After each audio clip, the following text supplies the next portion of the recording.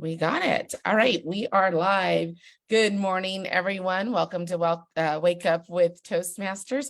I am Jennifer Smith, your host, and today it's not Doris, it is Carolyn Wilker, and she's from Canada. I was going to say Canada, but she's from Canada, and we have seen her on here before with myself and Doris, and then a couple of times with Doris in the holiday season, and she's back. Doris is out today. She's out today.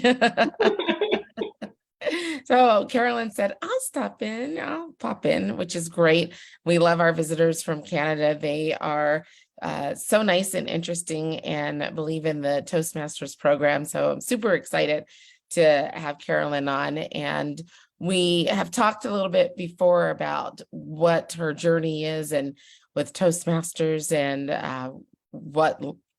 what she finds attractive about Toastmasters. So we are going to ask a little bit more questions just because I want to get to know her some more.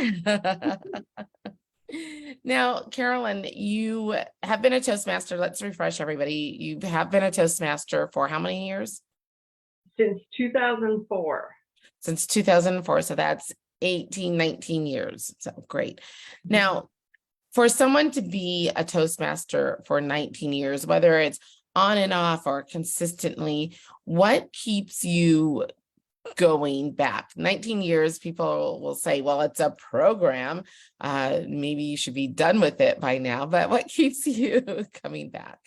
I find that when I haven't spoken for a while, I get nervous again. So it keeps me refreshed. It keeps me refreshed. That's a good word. I'm also a storyteller, so it balances. I started with Toastmasters and then went to storytelling. Okay. So we have storytelling. I can tell you more about that in a separate question. So you still, and this is the program, right? Because Toastmasters is a program where you stay refreshed on speaking with people. I've been a Toastmaster for 4 years, and I still, when I look at the audience, I still freeze up a little bit. You know, when I look, I say, oh, they're all looking at me, and it feels kind of weird, right? And then you get your groove back of being able to speak in front of people. So the butterflies doesn't go away. That's what one you of learn my to manage them. Yes, you learn to manage them. One of my evaluators said, Jennifer, I see that your butterflies go away, but we know that internally that they're fluttering all over the place. For sure. So, which is why we practice every time. We practice all the time. Now, in addition to you being a Toastmaster, you are a writer. And so therefore, when you're writing, it sounds like you go out in public to tell your stories as well. I tend to promote my stories. I don't really, actually, Sophie and the Giant Boy was the first one that I actually told to an audience before it became a book. Oh, okay. That was my first. It was my introduction into oral storytelling, the Story Barn. That first night I was there, I told the story I had just written, and it was revised and refined. And it's different telling a story than it is writing a story. And you can't tell it the same way that you write it. No. So eventually, when I did publish the book and it was revised, it is somewhat different. The basic story is the same. But oral storytelling is different than Toastmasters. And when I take a story to Toastmasters, they say, oh, we need a defined ending that wraps up the conclusion or the beginning. It's not that way with oral storytelling. You might start into the story and then just close with the title of the story and the source. That's interesting. And when you're saying that it's different when writing a book and telling the story, you also have those gestures, right? And we exactly a lot about gestures. I have taught writing as well. I've done presentations for Toastmasters conferences. I did one for the writers in the Word Guild about taming those butterflies. Mhm. Making them fly in formation is what I call it. We need to Teaching hear that. beginning writers are terrified of speaking, and some of them won't. They think that they can write the book and it's going to go out there and fly, but you have to get out there and promote it. Yeah. And when I'm at a place like last summer, we were outdoors at Waterloo Square. Fortunately, the weather was decent except for the wind. So you have to talk about yourself. You need to be able to present yourself in a way that people will find engaging. Are you interested in, a story for a child? This one is about, and this is where it started. Or this book is my memoir.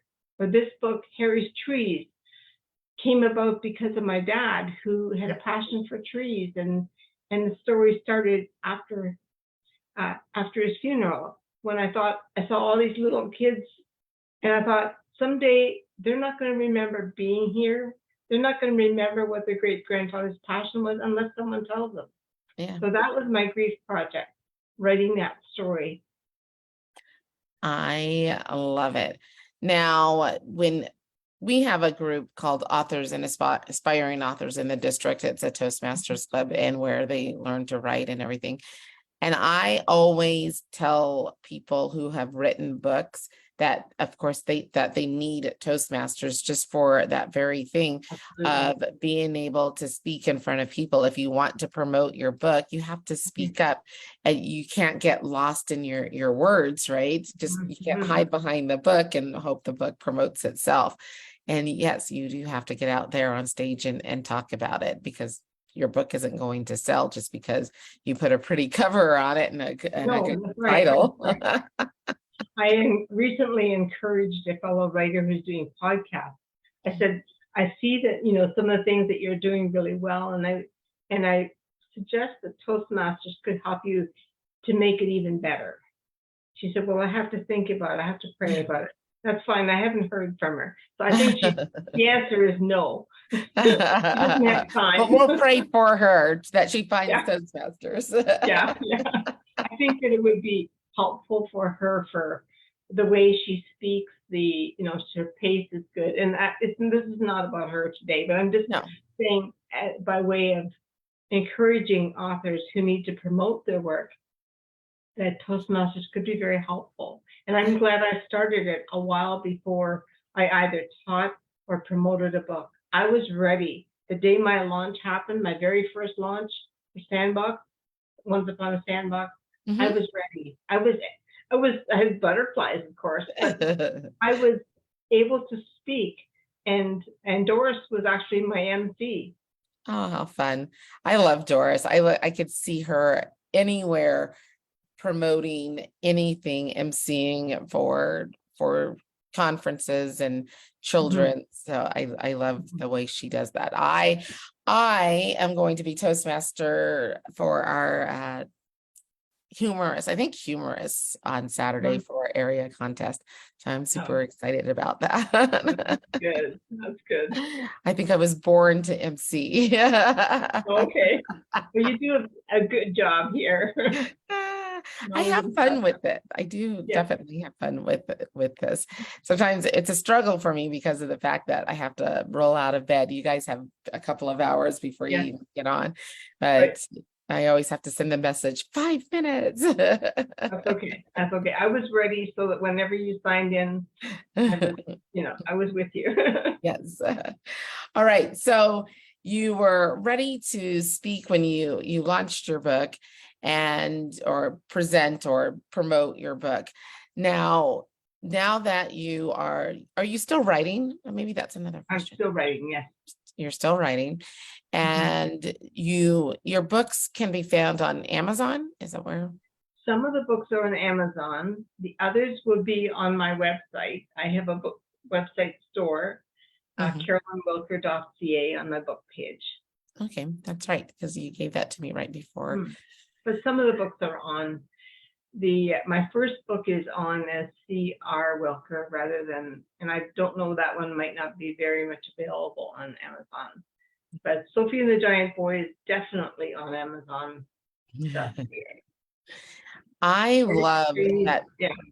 I love that people have the courage to put what they have in their brain on paper. And I think that's that's definitely a skill. And I sit there and I look and see people that write books and are very creative. And that's one of the things that I am not creative about is writing a book. And one of the reasons why I joined Toastmasters is to become a storyteller, because people can tell great stories when they're talking. And I love that knack where people can tell a story and it's still engaging and I always say this, that they open the jar and then they walk to the drawer to pull out a knife. You remember that when we were in Girl Scouts, that people can tell a story from that. I will say, I opened the jar and then I sat and watched TV, you know. The end, right? I opened the jar of peanut butter and then I sat and watched TV. That's how quick. I'm like, nobody wants to hear everything in between. That's my brain. There's some things you can take out. Some of it at the beginning is called throat clearing. Yes. When you write, and writers, even if you've had one book, sometimes the second one, the third or fourth, you face the empty page. Yes. And you're like, what do I? Painter. Yeah, what do I do next? You get the idea and you start writing. I don't always go to the computer first. I often write it by hand because my hand can keep up with the words there better than typing on the computer. But I will revise on the computer. Yeah. I truly believe that when I do my speeches, I write my speeches first. I don't type it. I have to write it. Right. And then for me to put it in the memory, then I'll start typing it. So that's my little trick of writing. I have to do a speech also this week. Gosh, this week has already gone by really quick. Your Toastmasters group about writing sounds really interesting. It's called, I don't belong to it, but it's called Authors and Inspiring Authors. And it's an online club as well in the district. And it came out of the pandemic as well. Jean Williams, who is our district director, thought that was pretty clever. And there are people from all over the world that's in it as well, just like our Toastmasters in the kitchen. And they had special guests where they talk about the book cover, how to design the book cover to who can edit and how to self-publish. So it's definitely a great club for those who are interested in learning how to promote, or even if you know how to do everything, they give you little tips. They even have how to create a story with the storyboards, right? To post everything on. So then they read parts of their speeches or their book, and then people critique how they do that. So that's a real mixture of Toastmasters and writing. Yes. I have a critique group as well that I run, and it is really important to have work critiqued. We have a writers group, Writers Toastmasters Club near Sarnia, Ontario, southwestern Ontario. And I went to one meeting and I didn't see much about writing except for the prompt for the table topics. So I don't know what they're doing. I don't know how they're doing. Yeah. And I can't remember if they run it as a normal Toastmasters club because it is advanced. So I don't know how I've been to 2, I think. They're like, oh, you have a story you could write. And go, no, I don't know. I don't think this one's for me. Which is great that I could say, I don't think this one's for me, because everyone's always wanting you to join a club, and I can't join more than 2 that's meeting every week, and then have one that meets which is an advanced club once a month. And that's perfect because that's even on a Friday. So I definitely have to say no to things when people talk about, oh, I joined all the clubs that I'm an area director, and like, who has that time? I'm a member of the Storytellers Guild as well as being an editor, so I have some other meetings Yeah. So Only you, one Toastmasters club. I was gonna say, you only have one Toastmasters club, but Yes, you have different associations or, yes, yeah. which is good, which is smart, right? I do So visit other clubs though. I did during pandemic. I did quite a few. yeah, that was the fun of it. I did, soon as we felt that we were going to be locked down, where I felt that we were going to be shut in, I started visiting clubs who were doing online. Hey, we are online, because even before the pandemic, I was thinking that we should be some hybrid, because of the fact Mhm. that I thought we could get more people, was my thing, because some people are, Right. Vegas is big, some people don't want to drive. So it was my mission to actually try to do a hybrid. And then I visited a club, I think in California, who was on Zoom. I think they were strictly on Zoom, and they worked it. They did it very, very well.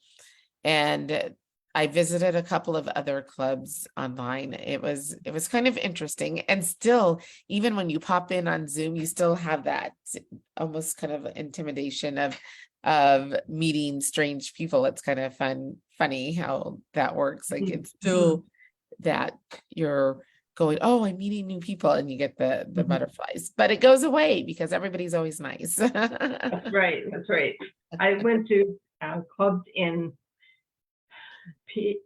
PEI, Nova Scotia, Newfoundland, Vancouver, Alberta, Manitoba, Ontario, Mauritius, England, and one in Las Vegas.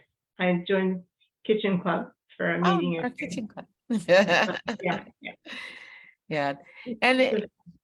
And it's great that we all grasped onto the concept of Mhm. being online, that Mhm. we like being online, and that we accept people to come and visit us Yeah. online as well. And I think that's kind of exciting when you see people come in from different countries and talk, and everybody wants to chit chat with that person. You're like the new kid, right? We had someone come from Australia, someone from Romania. Ooh. We've had people from India, England, Germany, and Yeah. other places in North America. And we have a regular member who's in Vancouver Island. Is that in Washington, or is that? No, Canada. It is in Canada? Okay, because I know, in British Columbia.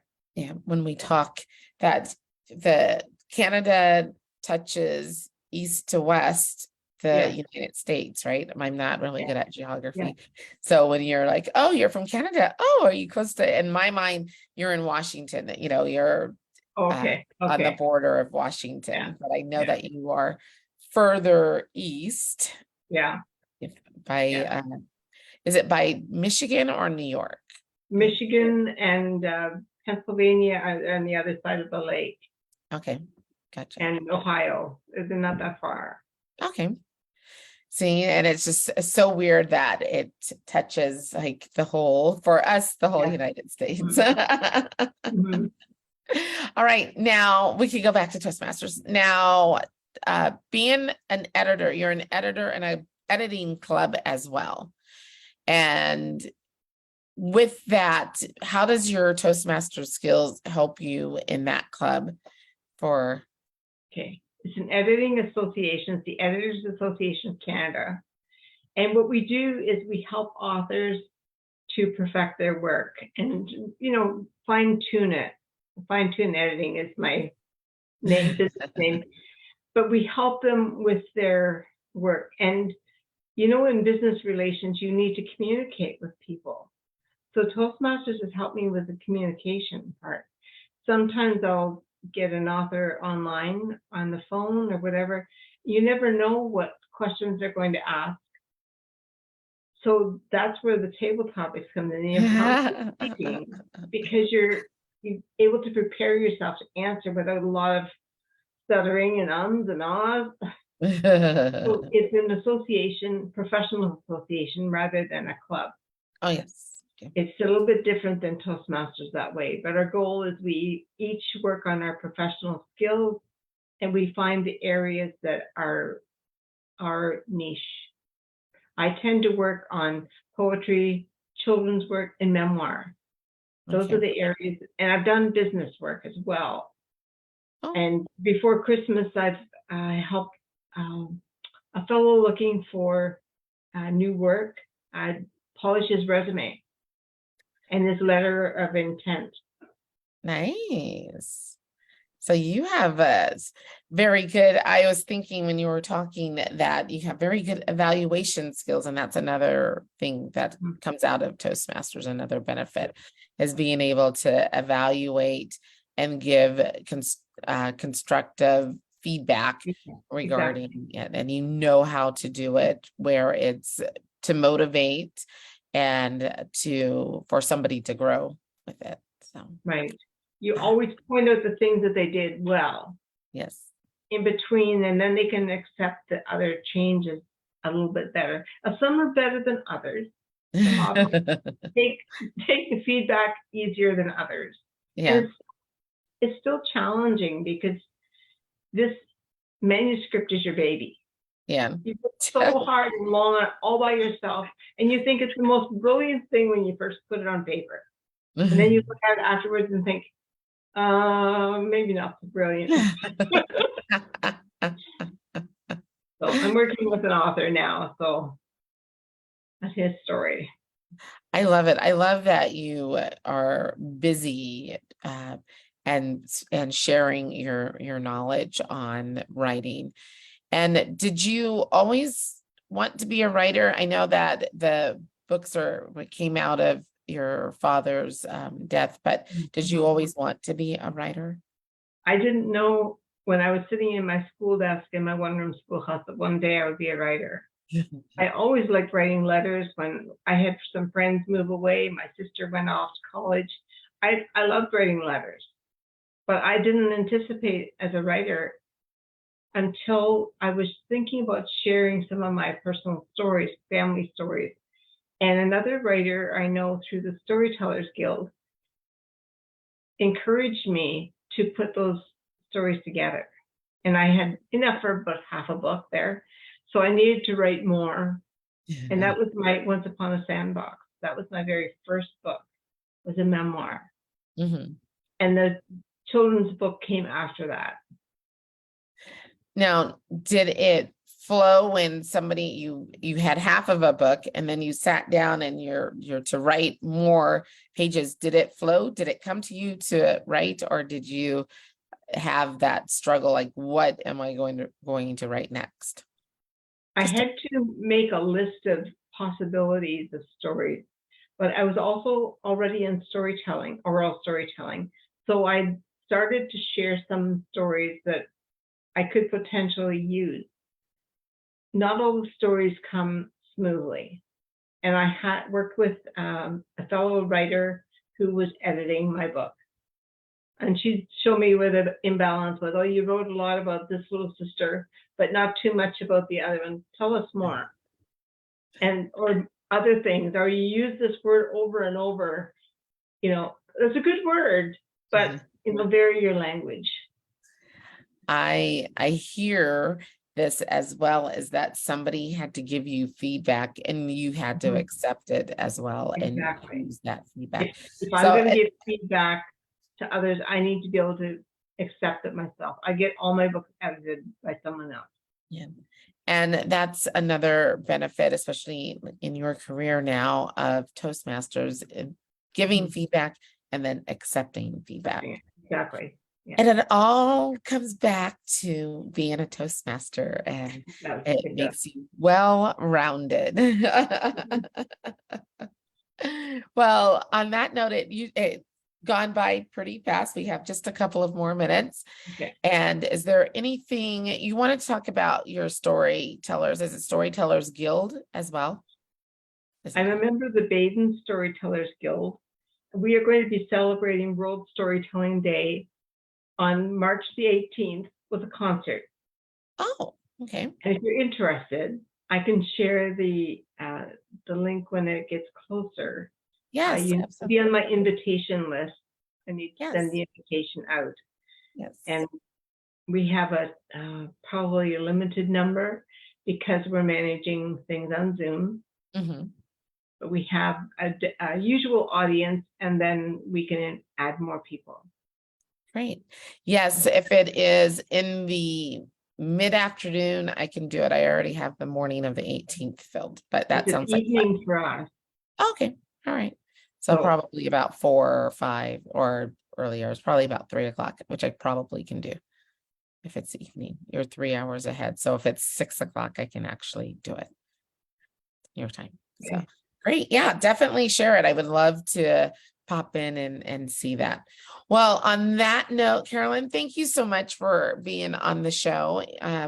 I always enjoy having you, listening to you. I've seen you with Doris when I wasn't on, so you are a great co-host and a great guest as well. And hopefully we will see you soon again. I love to hear how you grow through this program and have grown through this program and how it can benefit others as well. Just a few announcements. Tomorrow's Thursday, so Phyllis and I'm thinking Scott or Ken will pop in.